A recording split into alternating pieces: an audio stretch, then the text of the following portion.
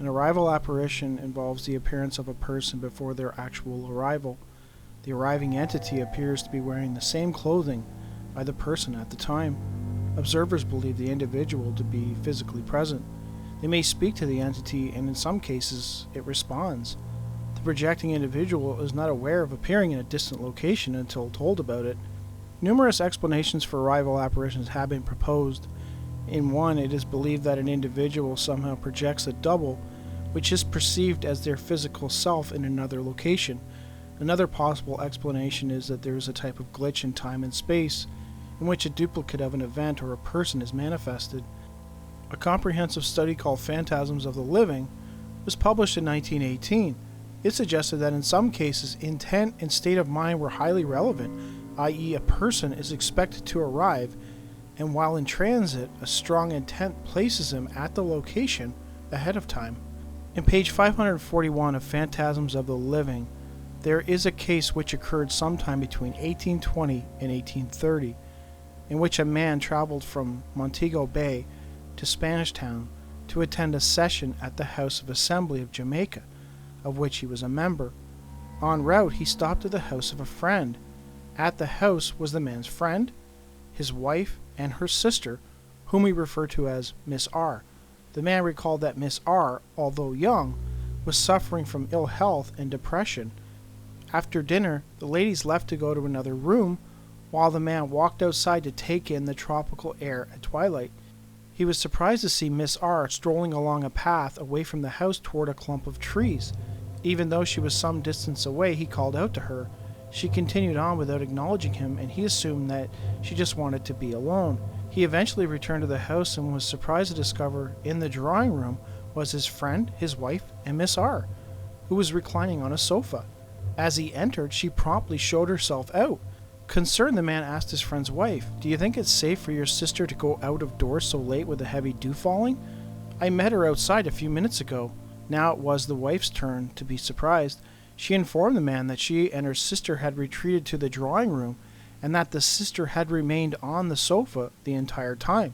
The sister was certain that they had remained in each other's company since entering the room, and that Miss R had not left the sofa until just now, when he entered the room. The man found this odd. He was sure that he had seen Miss R along the path. As the night went on, Miss R failed to return, and the group decided to check around the house in hopes that maybe she had snuck back in unseen. Despite a thorough search, they failed to find her. Eventually, they began a search of the grounds. It is while during this they discovered her hanging dead from a tree, a rope around her neck. She had been found in the same clump of trees that the man had seen her or her apparition walking towards earlier. Reverend W. S. Gregon, the son of the man in the story, believed that his father had encountered a type of projection. He suggested that while reclining on the sofa, she was so intensely contemplating her own suicide and the location on which she would carry it out that she actually managed somehow to project herself there, which was seen by another person. This is just one example of an arrival apparition. Probably the most famous arrival apparition case involved legendary author and humorist Mark Twain. In her book Encyclopedia of Ghosts and Spirits, Rosemary Ellen Guiley laid out the case in detail. Twain was attending a large reception. He looked across the room and spotted a particular woman that he knew and liked. He began making his way over to say hello, but because there were so many people, he momentarily lost sight of her.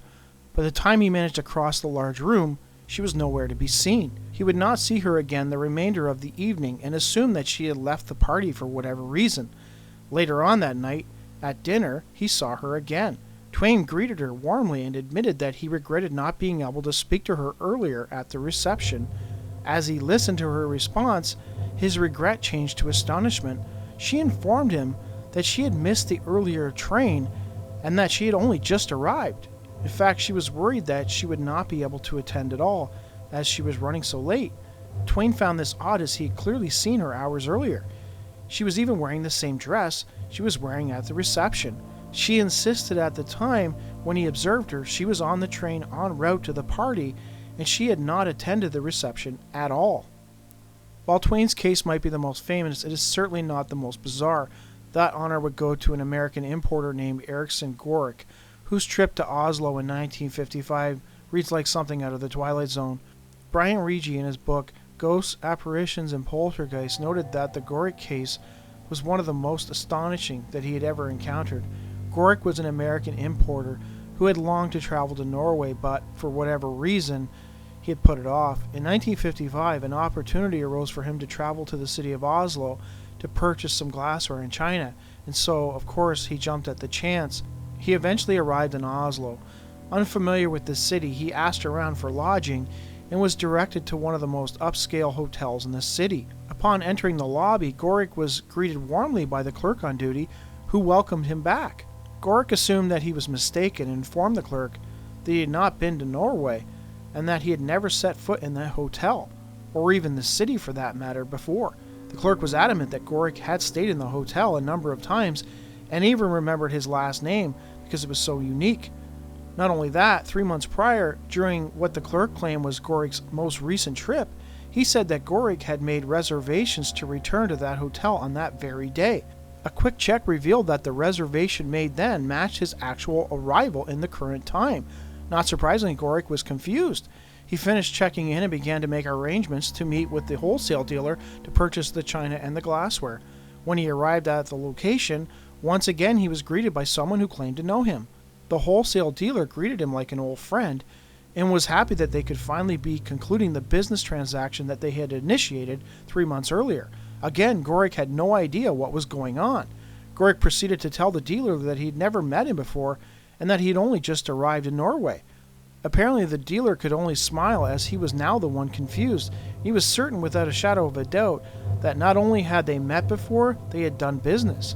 Gorick nor anybody else seemed able to explain what transpired during that trip to Norway in 1955. The Norwegians have a similar apparition they call the Vardoger, or Forerunner, which consists of an auditory manifestation, such as the sound of a person making it home before they actually arrive. People who encounter the Forerunner sometimes claim to hear footsteps approaching, they hear keys in the door opening and closing. Occasionally a person will hear their name being called. When they go to greet the person, they discover that nobody is there. A man speaking to Clyde Lewis on a February 2017 podcast spoke of his experience with the Votiger. Me and my buddy one time, we were downstairs. I was like 10. We were playing with Nintendo. I don't really remember exactly what it was, but we heard, "Craig, I'm home." I was like, okay. I'm like, wicked. We run upstairs. My dad's home. Run to the door and nobody's there, right? I'm like, okay, whatever. I go back downstairs. My buddy Ryan is like, that's weird. I'm not sure if he heard the same thing or not. I'd have to ask him. It was a long time ago. But like 30 minutes later, the exact same thing, like, "Craig, I'm home." I just froze. I didn't know what to do. Anyway, I walked up the stairs and he was actually home that time, but I heard the exact same thing like 30 minutes apart.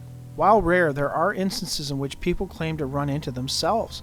Just such an event was related on Mysterious Universe website, and it involved a man driving through Utah in 1988.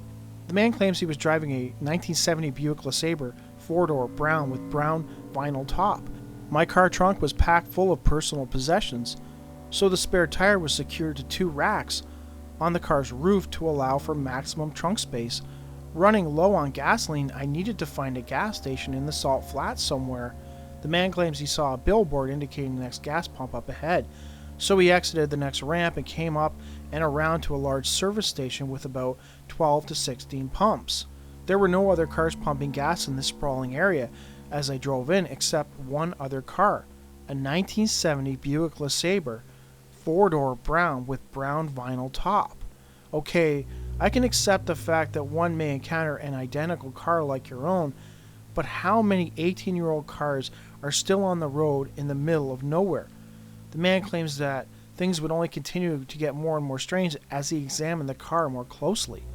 This same identical car to my own, year, make, model, and color, also had a tire attached to 2 racks on the roof, exactly like my own car.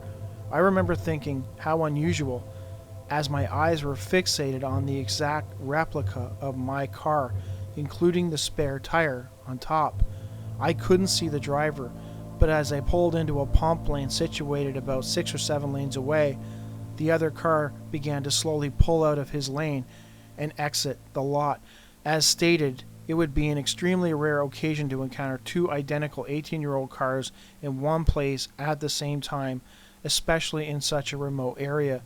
But what are the odds of having both identical cars having their spare tire secured to the roof? Anyhow, I'm not sure whether a time slip occurred where I had arrived 5 or 10 minutes ahead of myself, or this was simply a fluke, with extreme odds of such an event happening. I do remember thinking that I could drive into the lane next to him, but thought it better to give a wide berth, as so many other lanes were open. I wanted to talk about these arrival apparitions because I actually had, it's going to sound crazy, I keep telling these stories. I have only had a few experiences, like I've said. I've seen lights in the sky a couple times, maybe a little more than that, but I also had an incident one time when I was in the mall, and this was a few years ago. I'd say it was about 2011. I was in a mall with a friend, and we got there early. I don't know what we were doing, just hanging out at the mall. But anyways, we got there early, and it was early in the morning, like maybe 9-ish. I don't know. It wasn't that busy yet. Like the crowds hadn't really started rolling in yet. So we were kind of walking around the mall, and we came up this like area. There's like this small little area. Like the mall basically was a big square. You could just go. You could do laps around the mall, right? So anyways, we come walking along, and there was like this corridor, and to get to this corridor, you had to walk up some steps. It was like maybe 3 or 4 steps, and there was like a movie theater in the mall to the left hand side, and there was like a popcorn stand, like one of those islands or whatever, that's kind of like in the middle of the mall. But anyways, that was further up. Anyways, we were walking along, and I saw this dude, this guy. He was wearing like a white jacket, baggy pants, and he had like a white hat on, like a white baseball cap, and it was kind of turned sideways. And it was like no big deal. Who cares? But I just noticed him when we were walking up the stairs because he kind of passed us. So anyways, we were walking along, and I was more or less talking to my friend. I don't even think she noticed the dude. Like, she was just like, we were just yapping. And then anyways, making small talk and shit. But anyways, we were walking along, and then I see this guy walking towards us. After we passed this other dude, the guy was an exact match. The guy was wearing the exact same pants, exact same coat, and he had his hat, like a white hat, and he was wearing it on this exactly the same.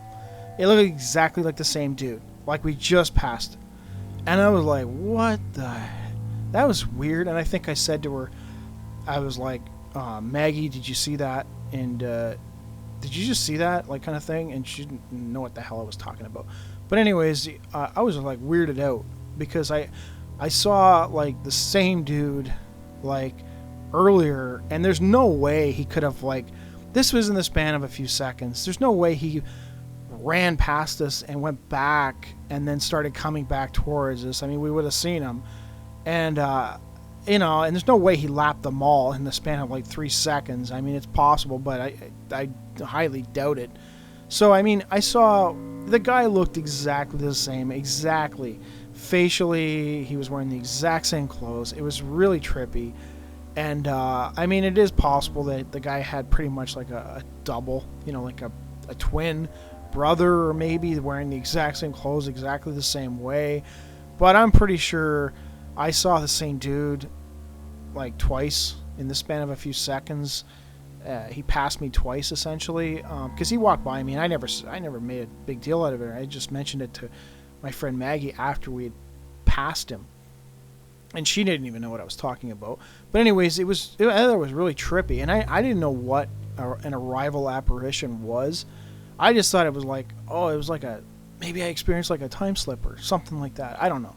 But I don't really experience things very often. But that was like one of those weird ones. I'm like, either the guy has a twin and I just ran into both of them, or something happened. Anyways, and that was it. I don't have a lot of stories, so might as well relate the ones I have had, like weird things. And I don't even know if this was actually anything paranormal, like I said. But anyways, I'm rambling again, and that's it. Later.